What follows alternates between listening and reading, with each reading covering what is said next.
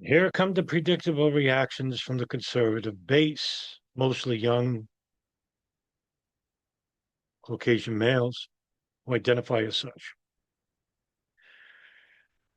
It was predictable, wasn't it? The deaths of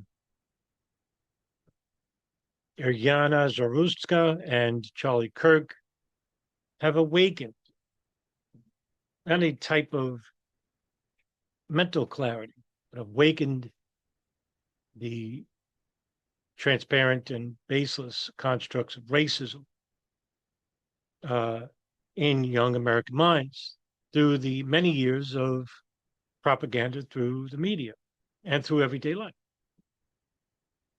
It's all around you. And this is what I fear from the reaction. These deaths are quite visual.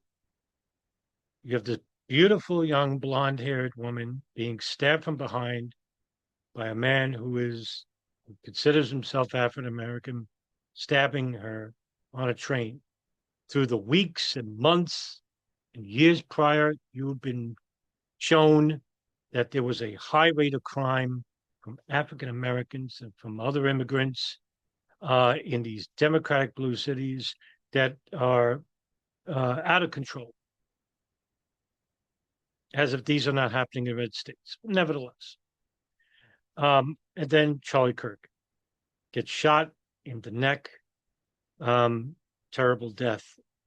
And immediately before even anyone was caught, conservatives were blaming the left, a transgender. And when they finally caught this guy, he was a young Christian man. That's the reason why you don't hear nothing. But that didn't stop the conservative young men to make videos which have saturated YouTube about preparing for a civil war. Don't fall for it. For those who don't know, who are uh, questioning why I'm doing a video like this, I do these videos called My Darkest Thoughts Shared Upon Thee. And these are all my pessimisms, all my deepest speculative thoughts about what I see about the daily life in the world. And what I say here isn't going to be uh, any type of predictions, like concrete predictions. These are just, ideas I share with the public. I usually don't do this because I try to be fact-based channel. Um, but I wanted to do these videos only because of what I think could happen and prepare people for the worst, um, and to try to better themselves along with it. And with the shooting of Charlie Kirk really brought out like the most rabid base, the Nick Fuentes types of people, and they feel justified in doing so, which is really hypocritical because all these channels are basically, channels that adhere to the principles of Jesus Christ. And just like Christ would never advocate for violence. I mean, there are right wing channels right now, really extreme, far right channels that, would never exist on YouTube to begin with because of their very rabid views. But, reacting in kind. Now, look, this is not just basically all these people's faults. You got these radical leftists that are celebrating Charlie Kirk's death, and they're creating the monster, right? The Frankenstein monster of the other side. And these two wouldn't exist if we just basically used our head instead of our hearts. And when you react on emotion, you don't make the correct uh, processes to in reality. You usually make a mistake of doing this. And you only realize it afterwards when it's happened. Um, so right now, it's like the media is inflaming the conservative base, Fox News and Newsmax and OAN. And I'm pretty sure that the evangelical Christian community is going to jump right on it. We need to do something about immigration. We need to do something in which the president must enforce for federal armies to go into cities and enforce the law because we can't trust the police. We can't trust the local and state institutions. We need to federalize the local. And this is the danger. Oh, they're helping the police with this. with this rate of crime. Do you think these people who commit these crimes woke up one day, said, I'm going to stab somebody on a train? Do you think the people who live in poverty stricken neighborhoods, especially in blue cities, woke up one day and basically said, I'm going to allow for this to happen. I don't care about anything, and I'm just going to do whatever I want to do? This takes decades and decades of self debasement and exterior debasement, meaning that when you have a neighborhood that is minority driven, the state, local governments ask the federal government for grants. Usually, these grants are never passed. You go to any poor African American dominated neighborhood, and you ain't going to see a Whole Foods there. You're not going to see uh, any type of educational center there. You'll most likely see a liquor store, a hat store, a barber shop, and a church. The real basic necessities. Sugary items, food, no type of real employment unless they have to go very far. Now, I get it. Why would a Whole Foods? Why would any educational center? Why would any bank want to be around these areas? Because they're always getting looted and they lose money. Yes, that's right. I've seen it firsthand. But you also have these leaders in these cities, these mayors, these um, neighborhood officials who don't give two shits, because when they rise up that pole, they forget where they come from. And they say, well, fuck these people. Really, basically, that's what they're saying. As long as we get ours, I don't give a shit about getting theirs. So they're not really pushing for a better neighborhood. Keep things the way they are. And as long as federal grants come in, we'll take a percentage of it, and then we'll take another percentage of it and use it to the areas that are influential for us, that are beneficial for us, to keep us in positions of power. You know that saying, power corrupts, but absolute power corrupts absolutely. And then it just becomes, well, who do we trust? Is it the way this is the way things are going to be? Well, there's going to be a tipping point. With more people becoming millionaires, you have double the amount of people becoming poverty stricken. And what happens? Well, usually these people who are millionaires live in affluent suburban neighborhoods. Now they're living in the middle of fucking nowhere. They want to be around people. This causes a social disconnect. They can't connect with people. And fuck them. I'm not going to help them. And also, more poverty stricken people means more crime, more robberies, more thefts. And of course, that graduates to aggravated assaults, murder, rape. And also, the one hidden anomaly that hardly anyone talks about, mental health. Because when you're surrounded, I lived in a ghetto recently. I'm glad I did. So I wanted to remind myself never to come back here again, and also to better myself, which I have. I can see within the 3 months I lived there, it was affecting me mentally. Usually, I'm not affected by anything.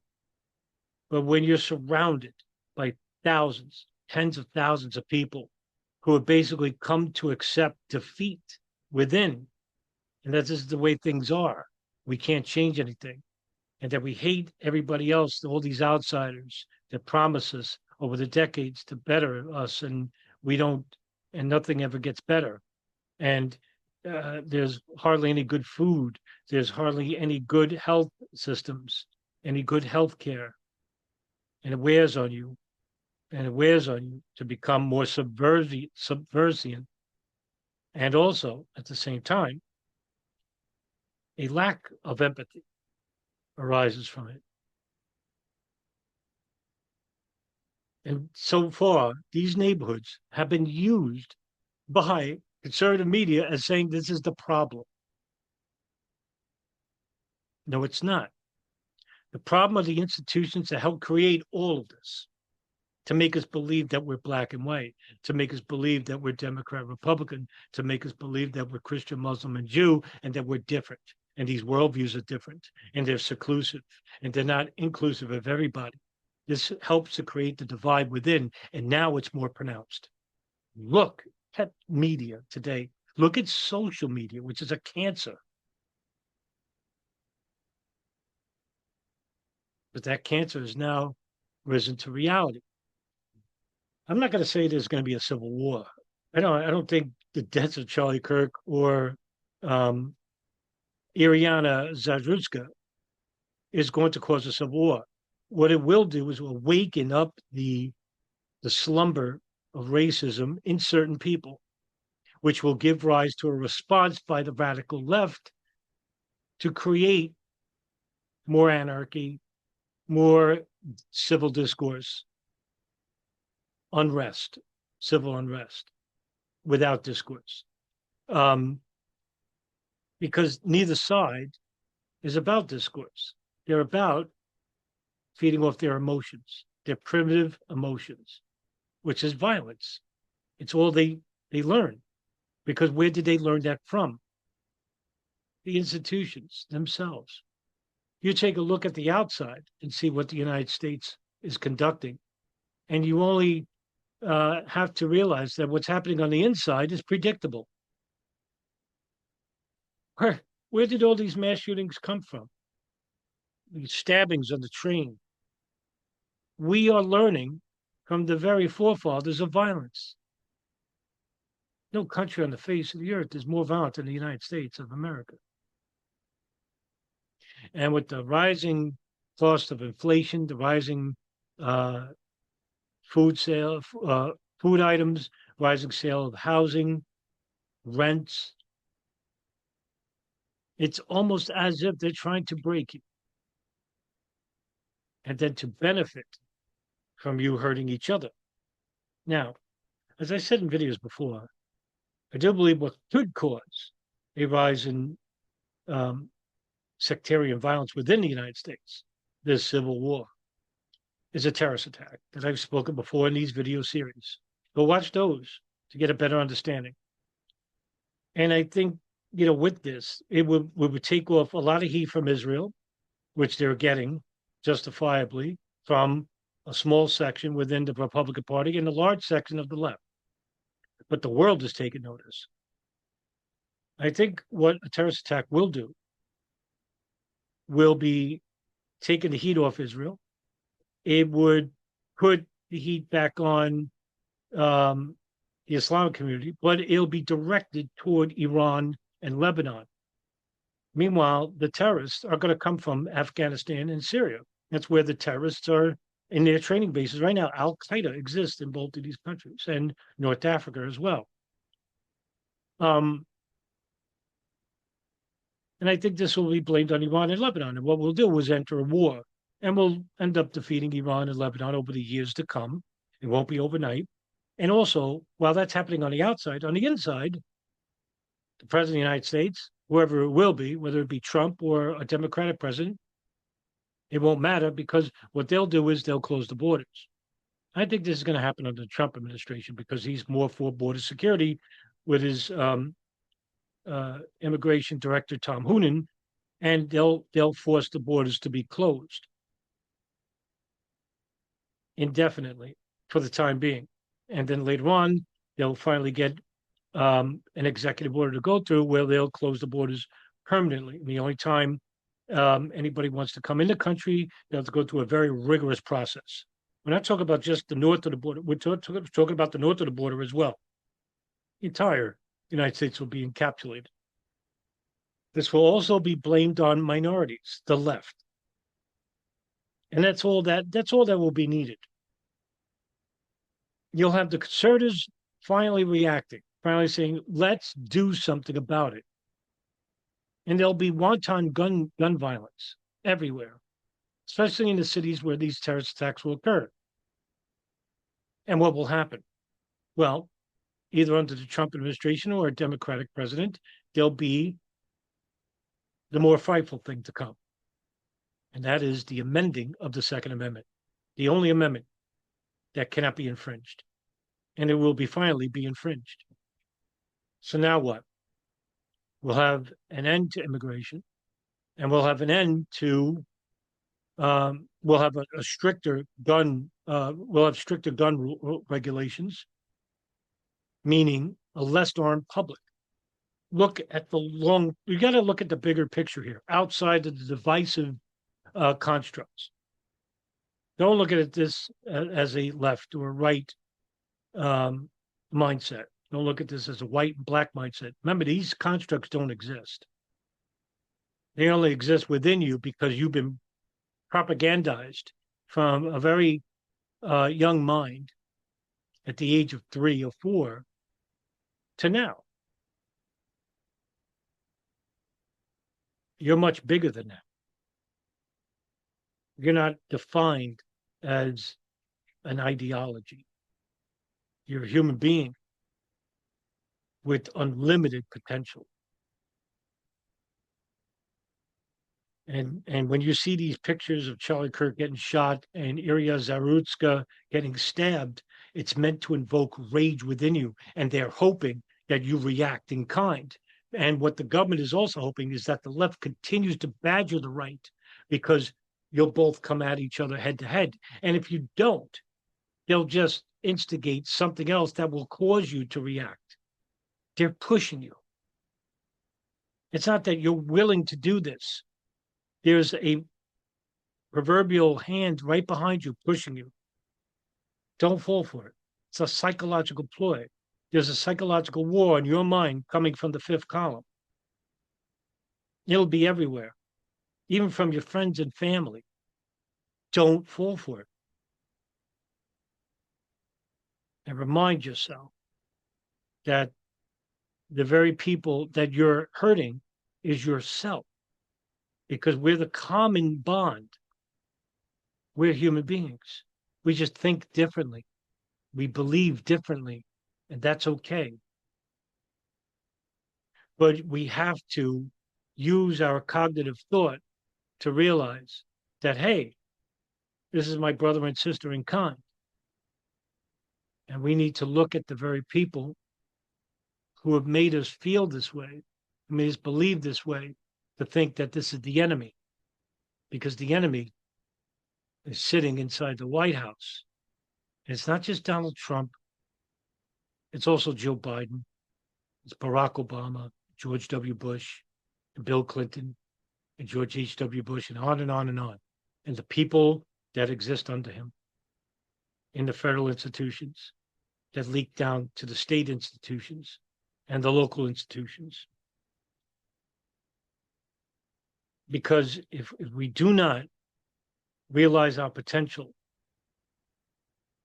and we fall into this trap, then we are facilitating our own destruction.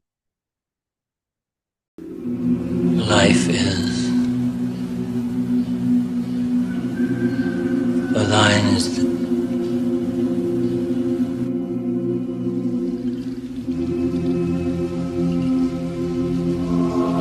This is the way the world ends. This is the way the world ends. This is the way the world ends. Not with a bang, but a whimper.